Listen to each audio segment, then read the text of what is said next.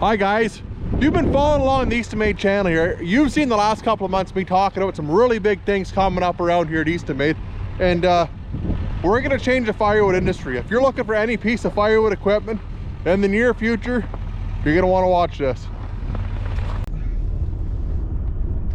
Well guys, I don't think it's I know there's a couple of guys that have probably already figured out what's going on here, and this is going to be a big thing for the firewood industry, like not just in North America, but hopefully worldwide. Because when I set out to start Eastonmade, it was actually 6 years ago today. Today's Groundhog Day. It was 6 years ago I set out, and I was going to I wanted to make a difference. I wanted to build good stuff. I wanted to make sure that that I could do something good for this. I'm going to continue doing that. I'm going to keep reaching for higher ground here. I'm going to keep pushing. So anyways, I'm going in, and I don't think it's any secret to anybody that my affiliation with Bell's. My dad's Brent Easton at Bell's Machining. He owns Bell's Firewood Processors, and Dad's 61. He's worked incredibly hard his entire life and continues to do so, and Dad's ready to retire. So that's what's going on. I'm kind of at the point where I've got to grow again, and to put money into the building that I'm in right now and to expand it just doesn't seem feasible. So we've talked back and forth, me and Dad, and I'm gonna buy Bell's Firewood Processors. We're in the process of it right now. If you've got a Bell's Firewood Processor on order right now, obviously we're still gonna look after you. That's no issue at all. If you've had a Bell's Firewood Processor in the past, we're gonna look after you. Going forward, we will be building Eastonmade Firewood Processors. I plan on dropping the Bell's name. They will still have the same model numbers. If you're looking at a Bell's 4000, 6000, 8000, 2000, they're all gonna have the same model numbers, be very similar in size. There's not going to be a whole lot change at Bell's, I don't think. We're going to move Eastonmade into there. There's a lot of room there that we can put both companies in there, and hopefully triple production Eastonmade and double the production of Bell's if I do this right. I think I've got all my ducks in a row there now that I can make that happen. On that note, you will see the firewood processors change. They will, like I said, they're still going to have the same names. They will be an offset design. They won't be a vertical or an inline design like what they are right now. That's just my opinion on it. I don't think there's really a right or a wrong to it, but in terms of manufacturing and building things and standardizing, I think that's going to be a whole lot easier for us, and that's going to be my goal going in there, is just to standardize things. I find myself, like, I'm obviously in the process of buying a lot of equipment right now, or a lot of different equipment, and what I find with it is it gets confusing, gets really daunting trying to find out what options you want. And like, if you've ever gone and priced out a firewood processor, or looked at them, or explored them, there's a pile of options on them. There's a lot of and it doesn't matter which brand you're buying, there's a lot of options. So what I'm going to do is I'm going to do sort of what I did with the wood splitters here. Like when I first started, you could buy one with a log lift or without a log lift, with auto cycle, you could buy, there's so many options for them. So going forward, you buy a processor and it's going to have the best.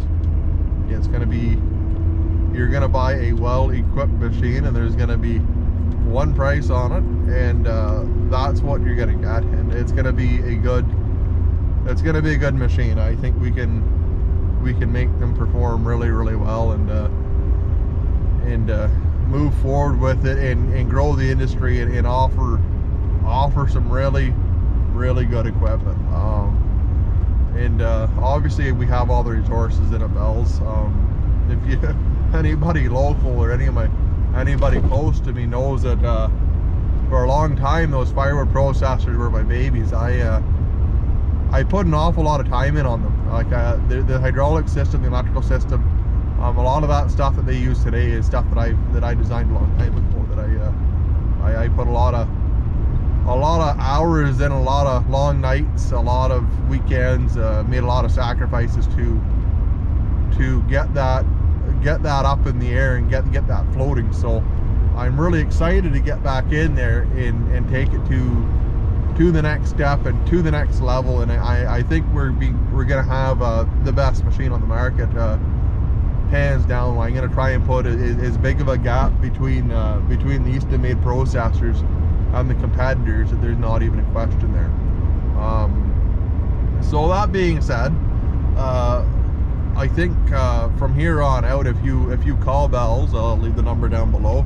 Eventually, you'll see probably about 4 or 5 months, everything will kind of merge together, be one phone number, one roof, all that kind of stuff. If you call Bells, you will see that there's probably going to be Brent will still be selling machines. My dad will still be selling machines for me for a wee bit here, but he'll be selling you an Eastonmade processor. So that's what's going on, anyways, guys. It's kind of a weird thing, because you would think that spending that kind of money on something and taking that big of a bite, you'd be nervous about it. I don't think I am. I'm actually pretty comfortable with it. I'm not. I don't think I'm the slightest bit concerned about it. I know that industry obviously very, very well, and I know that end of it, and I know there's a lot of room for improvement on everything. Like, not so much like the Bells processors are a really good processor. They don't get me wrong on that. Like, they're the top of the line, but normally you'd hear me say that it doesn't matter which one you buy, it's going to be pretty comparable. When you get into that processor market, it's not like that. There's a lot of junk out there. Like, there really is. Once you get into that mechanized processing like that, there's a lot of machines that are built too light. There's a lot of machines that aren't well engineered. There's a lot of machines that they don't have the workforce or caliber of help to be able to produce it and keep the quality there, that you're not going to be breaking stuff or blowing it apart. I think there's only one other brand of processor I'd even consider, and I don't think that will be a secret as to which one I'm thinking of right now. So that's what's going on, anyways, guys. So hopefully we're gonna be able to. I know if you've ordered a splitter, Jerry's been telling you, we're hopefully gonna get it to you sooner. We can't make any promises right now until I get this up and going and kind of get everything kind of amalgamated into one, get the Eastonmade guys working on Bells here and get that going. So I don't know.